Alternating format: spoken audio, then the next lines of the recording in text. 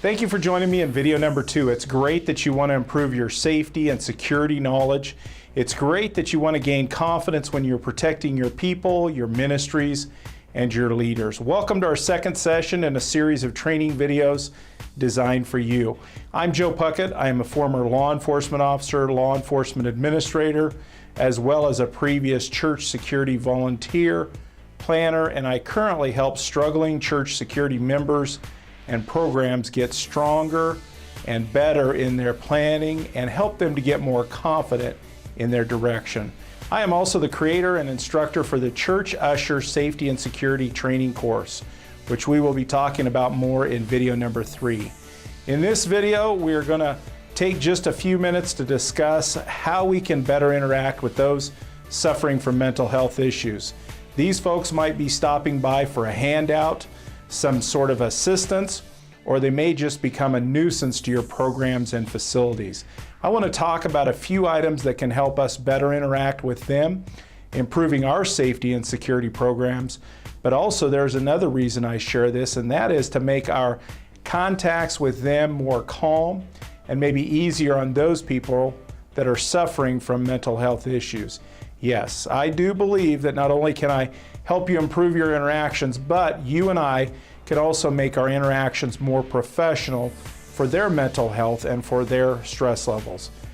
By the way, in video number 3 coming up, we are also going to talk about some of these issues, but we are also going to talk about getting your teams more focused on what the issues really are that our ministries face. I interact with many leaders and ushers and security team members these days in live trainings and through my podcasts, and I can tell you that sometimes we are afraid of things that are statistically not likely to happen to us, yet we go unprepared for the things that will happen in the next few months. So right after this video, we will dive into getting you and your ministry security program focused on what is important so you are not wasting your volunteer time and wasting your effort. So let's dive into the focus of this video. Our focus for the next few minutes is to talk about dealing with mentally ill folks. And this is a sensitive topic. I want to make sure and mention many of us statistically will go through mental health issues, heavy depression, those kind of things in our lifetime. So while it seems like maybe as I talk about this, it can seem a bit harsh at times, but realistically, I know this hits close to home for many of us.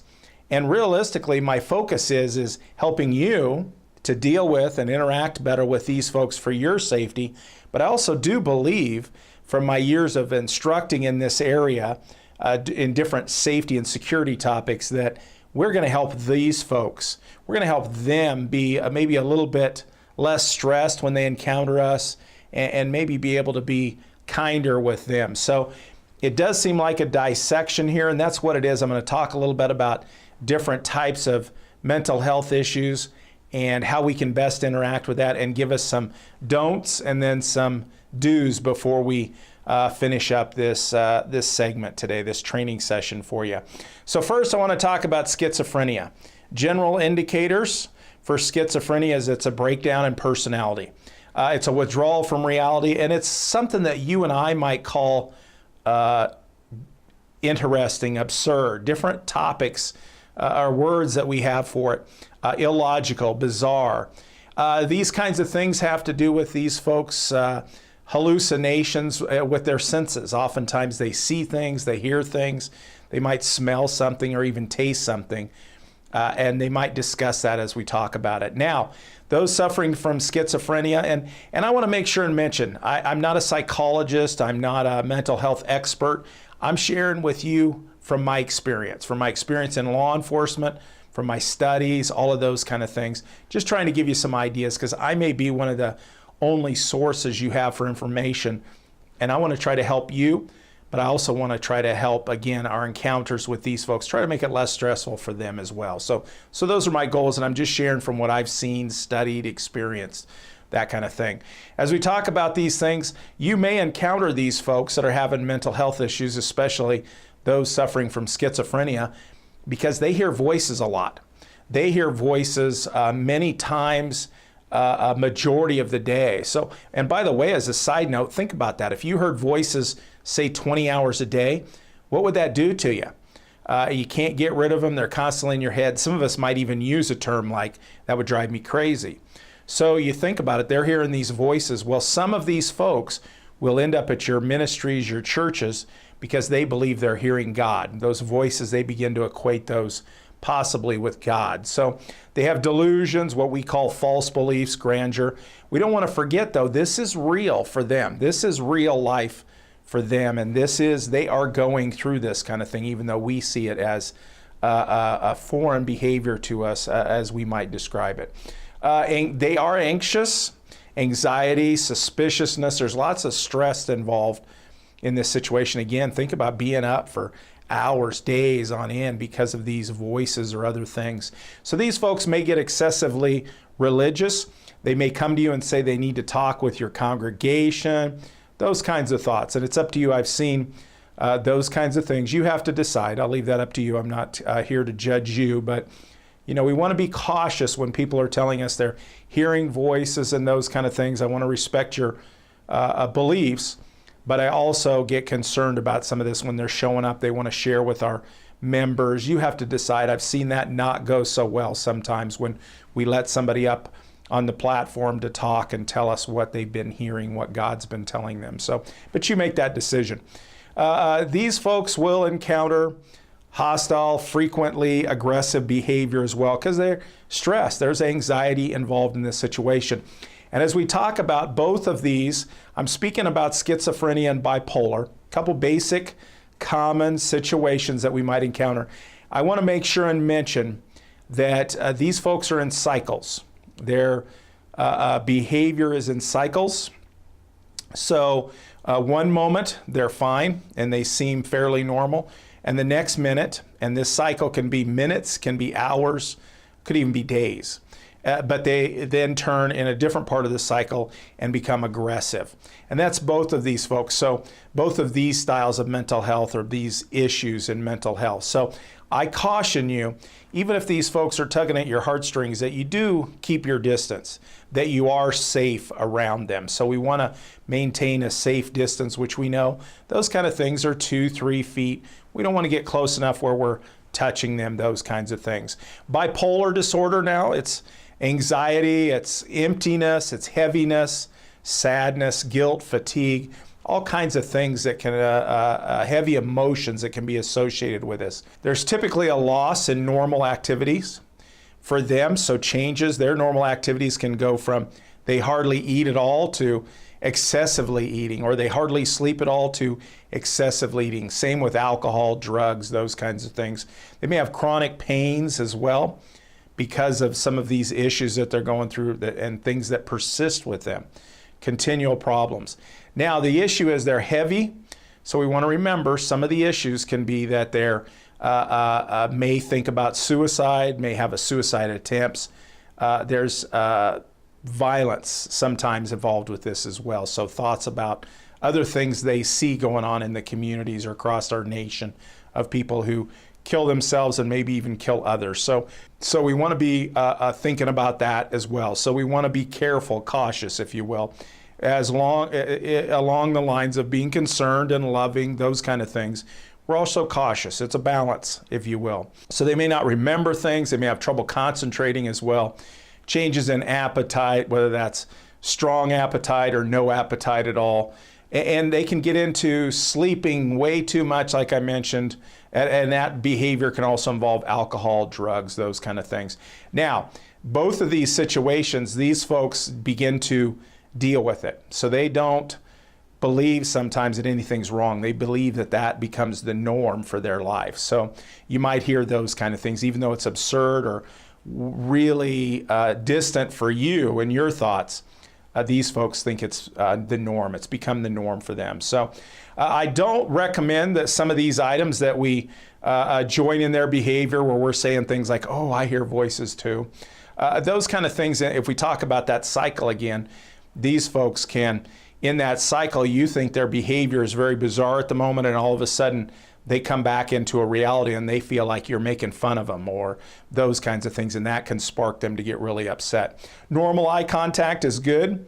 Follow through, don't be making promises that you can't keep. I would strongly recommend as well that you don't touch them. Touching them can be like pouring gasoline on a fire. It can be explosive. I've seen it happen with these folks. So they may tug at our heartstrings, and I certainly don't want to interfere with that. But we don't want to be rubbing their shoulders and getting too close, like we might do some appropriate behavior maybe, but it's not a good idea to be that close, and especially even rubbing their shoulders in a caring manner, or rubbing their one shoulder, their arm in a caring manner, because that can cause them to explode. Whispering, joking, I'm sure you wouldn't do that, but I want to make sure and mention that. Multiple choices. That's why the next slide I'm going to be saying to you that I believe you need to have a plan, because if you're going, let's see, let me have you talk to Sue, no, maybe Bill, and we don't have a plan, that can be more stressful for them and a bit of a problem. So don't have multiple choice options. I would give them clear directions, and that's why I'd like you to have a plan. I wouldn't demand their obedience, not make promises you can't keep. It's maybe normal interaction with folks, but make sure we don't mistake that they're not aware of reality, because they are. So they can see some of these things. Demanding them to go over there, do this, is not a good idea. So, and we don't want to take things personally with them either. So they're going through some issues, having some struggles, and so we don't want to take that personally. What do we want to do? We want to be calm, first of all. The less stressed that we are, the less anxious and tense that we are, the better for them and the better for the situation. Giving them clear directions and specific, assess the danger, all those kind of things. Give yourself adequate space, but also be ready with your plan. Some of you may encounter these folks looking for assistance, food, money.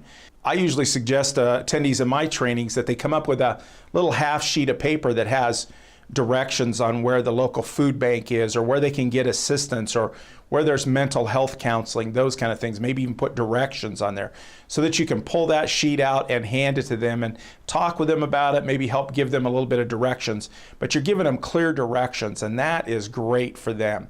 So, if they do tug at your heartstrings, you want to visit with them, hey, that's great. You want to share your perspectives, you want to share from your ministry perspectives, that's great. Talking to them about their basic needs, hey, that's great too. Asking them how are they doing with sleeping, how is eating going for them, how is their health. Those are great things.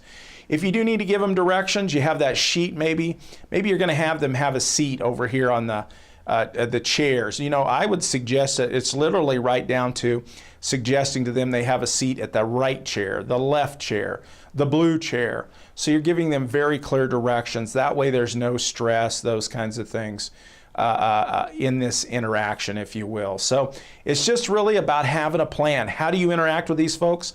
I'm not in your ministries, but what are typically their needs when they show up?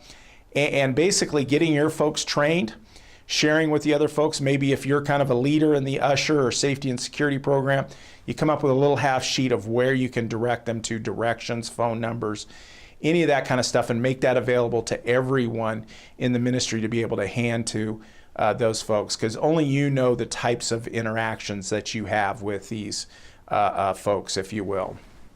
Now, as a recap, in the first video, we talked about boosting your confidence and direction by discussing the use of force concepts and being balanced in our safety and security programs between a welcoming environment and a ready for action type of environment. In this video, video number 2, we talked about dealing with mentally ill persons, those folks that might show up and need assistance, and our safety related to those folks in that situation that may become hostile. Now, I'm still on a mission to cover important topics for you and your team, and so I want to discuss video number 3, which is up next, and so very important to the discussion on ministry safety and security. In video number 3, we're going to talk about what are the likely issues that your security program faces. Where should you focus your energy, or where should you get others on your teams to focus? We will look at the national statistics and discuss their importance to our being more focused, more efficient, and then confident that we are doing the right things. Please share this site with others on your Usher team, your security team, or your leadership team. I want to help get all of you more on the same page, and I can't wait to share more in the next video, video number 3.